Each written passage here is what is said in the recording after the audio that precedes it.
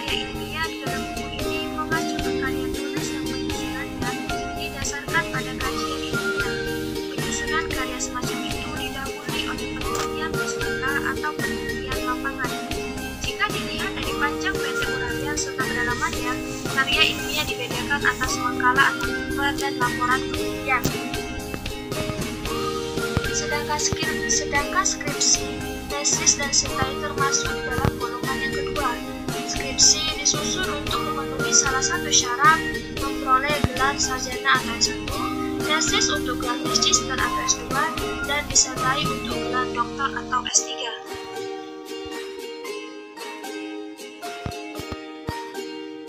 Kemudian jenis-jenis karya ilmiah yang pertama yaitu makalah. Pada umumnya, makalah merupakan penelitian yang bersifat deskriptif atau ekspositori. Namun, ada juga makalah yang disana-sini mengandung uraian yang bersifat argumentatif yang panjangnya lebih kurang 12 halaman. Kemudian, laporan penelitian. Jika dibandingkan dengan makalah, laporan penelitian lebih panjang, sekurang-kurangnya 40 halaman. Sesuai sebutannya, laporan penelitian analisisnya lebih mendalam serta uraiannya lebih luas dan tuntas.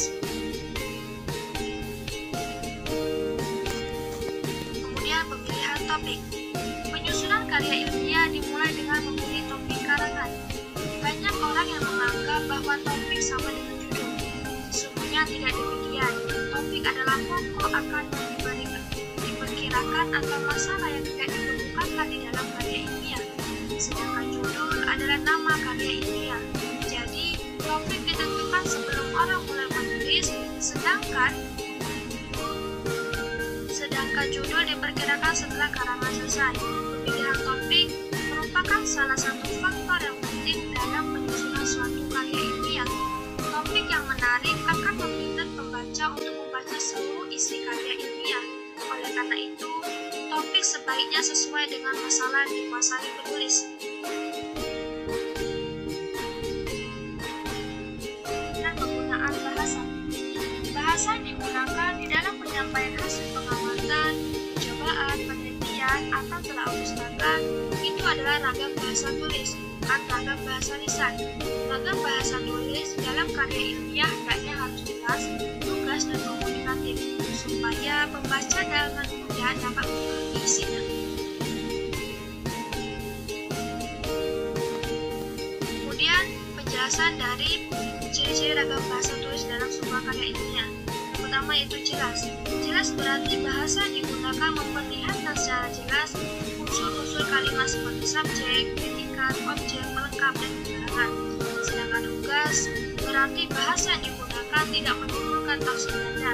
Bentuk dan pilihan kata serta susunan kalimat di dalam karya ilmiah hanya memungkinkan satu pilihan tafsiran, yaitu tafsiran yang sesuai dengan maksud penulisan. Kemudian komunikatif. Komunikatif berarti apa yang ditangkap pembaca dari wacana yang disajikan sama dengan yang dimaksud penulisnya. Wacana dapat menjadi komunikatif jika disajikan secara logis dan bersistem.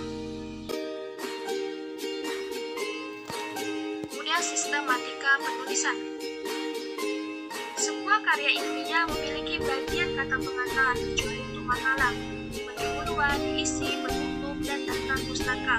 Walaupun karya ilmiah dapat disajikan dengan berbagai metode sistematika penulisan, sebaiknya di dalam suatu karya ilmiah metode dan sistematika yang dipilih ditetapkan secara taat asas.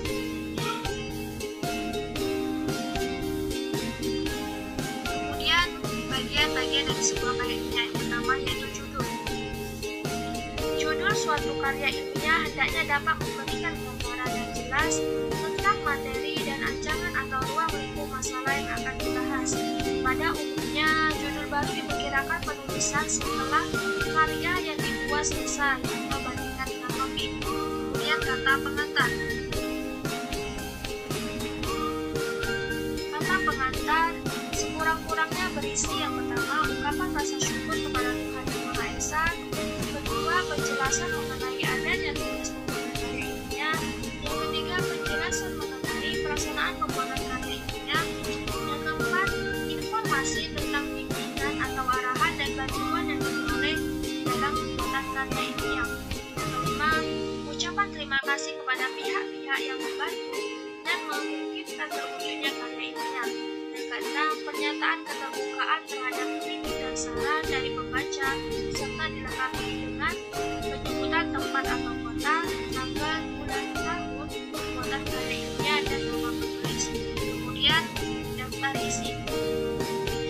Daftar isi memberikan gambaran menyeluruh tentang isi dan uraian bagian-bagian karya ilmiah.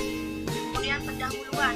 Ada pembagian dari pendahuluan. Yang pertama yaitu latar belakang masalah, yang kedua tujuan pembahasan, yang ketiga ruang lingkup atau pembatasan masalah dan teori, yang keempat sumber data, yang kelima metode dan teknik, yang keenam yaitu sistematika penyajian jika ada. Kemudian isi.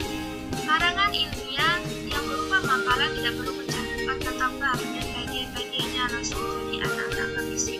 Adapun bagian isi ini terdiri atas yang pertama uraian masalah dibahas, yang kedua analisis dan interpretasi, yang ketiga ilustrasi atau contoh-contoh serta tabel dan gambar kalau ada. Kemudian penutup.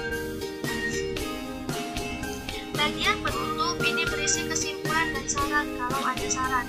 Yang dikemukakan di dalam kesimpulan adalah pernyataan kesimpulan analisis atau pembahasan yang dilakukan di dalam daftar isi.